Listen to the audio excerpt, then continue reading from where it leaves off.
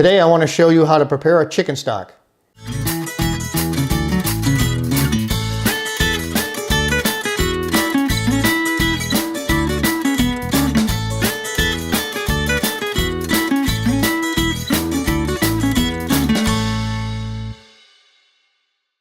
In this bowl we have the parts left over from the whole chicken after we remove the breast, the legs, and the wings, and the drumstick. I always add, and so should you, a mirepoix. And a mirepoix is a combination of onions, carrots, and celery. For a stock though, you don't need to have it pristine. And I use the scraps. And let me show you how. When I buy a head of celery, all these green tips are not really used, or they're not good for much of anything. So I cut them. I also cut the head off the celery. And what I'm left with is nothing but nice, clean celery. The carrots I peel.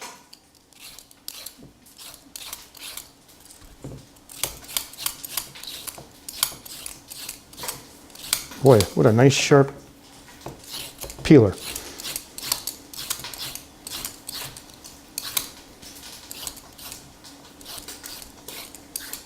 So everything vegetable scrap wise can go into your stock.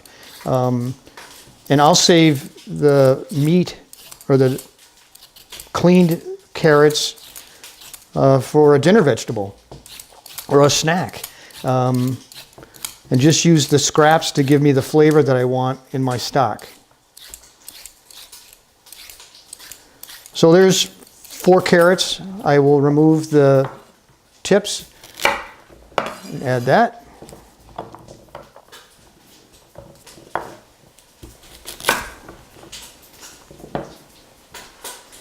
I always put a couple of cloves of garlic just to give it a little flavor.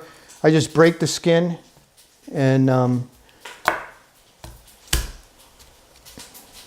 give it a little tap to open it up. I include the skin and everything.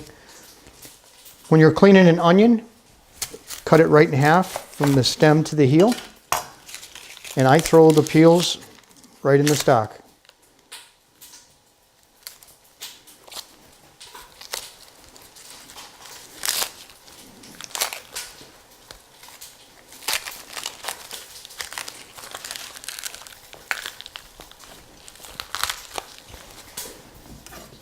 So I take off the stem.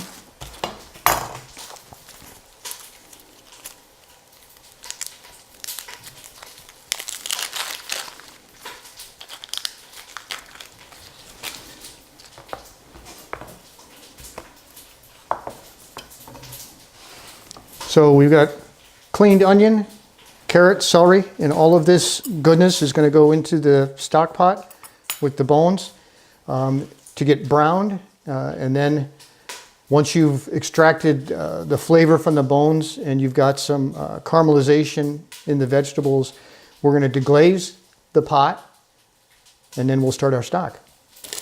All right, now for the chicken stock, I had some bones left over from a prior project I did with some chicken. And so I started the browning process. We're going to take the bones that came from the whole chicken and add that to the pot.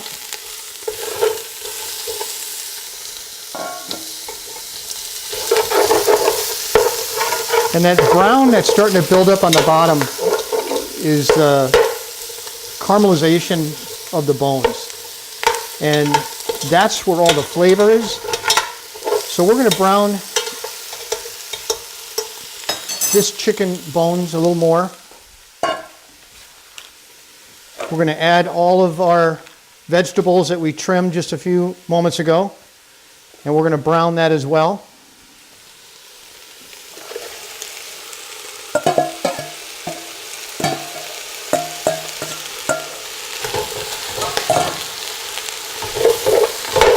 So let's just cook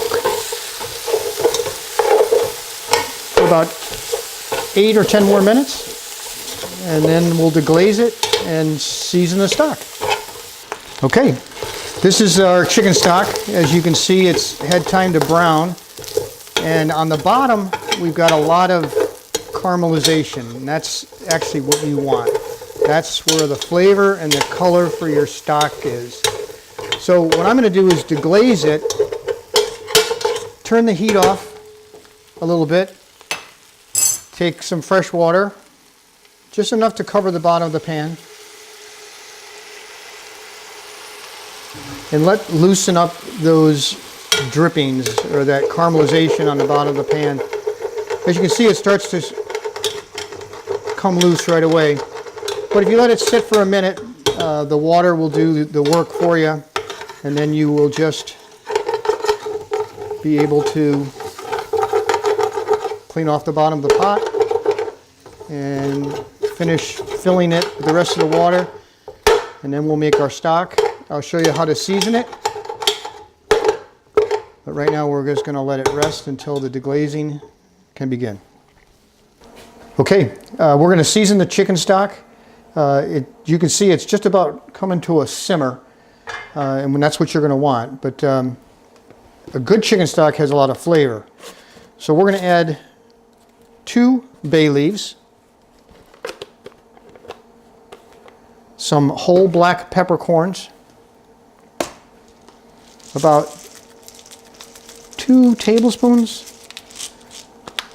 and about the same of kosher salt, about 2 tablespoons.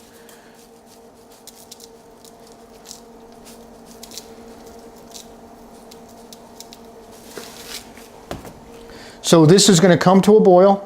I'm going to cover it, and then I'm going to simmer it. I actually simmer it overnight. Now that's, some people think that's an extreme. The culinary term for chicken stock is at 4 hours you will extract all the flavor you can from the bones. But I actually let it cook overnight. It gets a little darker and a richer with flavor. And then I often will reduce it to give it more flavor and use it either for soups or sauces. But that's the chicken stock. Bon appetit.